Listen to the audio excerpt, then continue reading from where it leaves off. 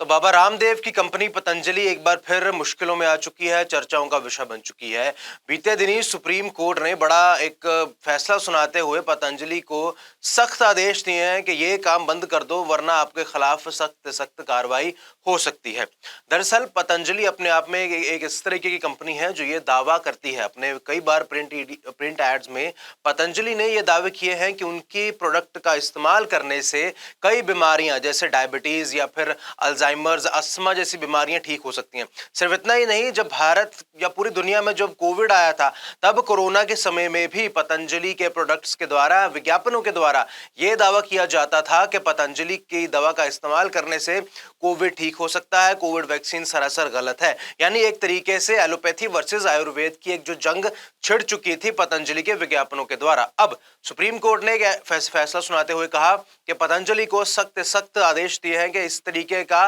कोई भी फैसला, कोई भी विज्ञापन पतंजलि नहीं चला सकता जिसमें यह दावा किया जा रहा हो कि पतंजलि के प्रोडक्ट इस्तेमाल करने से आपका बीमारियां जो है, चाहे वो डायबिटीज जिसे हिंदी में मधुमेह कहते हैं, अस्थमा या फिर कोविड-19 जैसी खतरनाक बीमारियां ठीक हो सकती हैं। पतंजलि एक एफएमएमजी कंपनी है जो ये ऐसे प्रोडक्ट बनाती है जिसे हम रोजमर्रा की जिंदगी में इस्तेमाल कर सकते हैं। उसके बाद उसका एक दूसरा सेगमेंट है जो बनाती है मेडिसिनल पर्पसेस के लिए चीजें, यानी आयुर्वेदिक चीजें, जो ये दावा करती हैं कि आप अगर इन चीजों का इस्तेमाल करें, आपके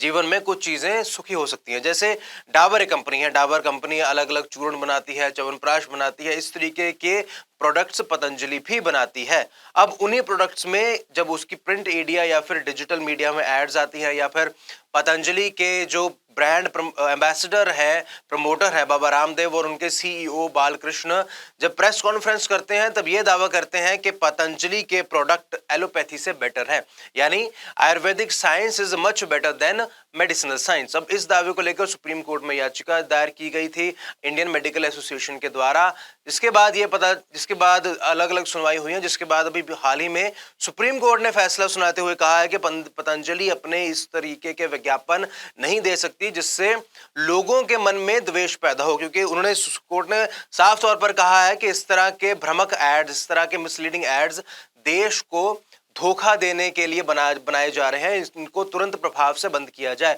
और ये बंद करना जरूरी भी है, क्योंकि इस तरीके से अगर एक आम इंसान है, उसने अगर दवा लेने जानी है, अगर उसके सामने इस तरीके की विज्ञापन आएंगे तो उसके मन में जरूर द्वेष पैदा हो जाएंगे, कॉन्फ्लिक्ट पैदा होंगे कि मेरे लिए कौन सी दवा सही है, कौन सी दवा नहीं है। हो सकता है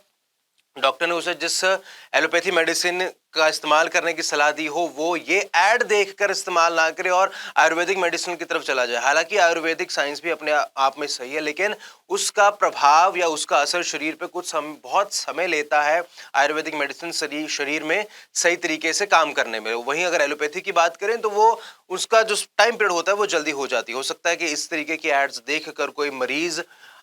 उसको अपनी जान से हाथ धोना पड़े, या फिर उसकी बीमारी बहुत ज्यादा बढ़ जाए। शायद इसी वजह से सुप्रीम कोर्ट ने इस तरह के भ्रामक एड्स देने के लिए पतंजलि को साफ तौर पर निर्देश दे दिए हैं कि इस तरह के एड्स पतंजलि नहीं दे सकती, इन्हें तुरंत प्रभाव से बंद किया जाए।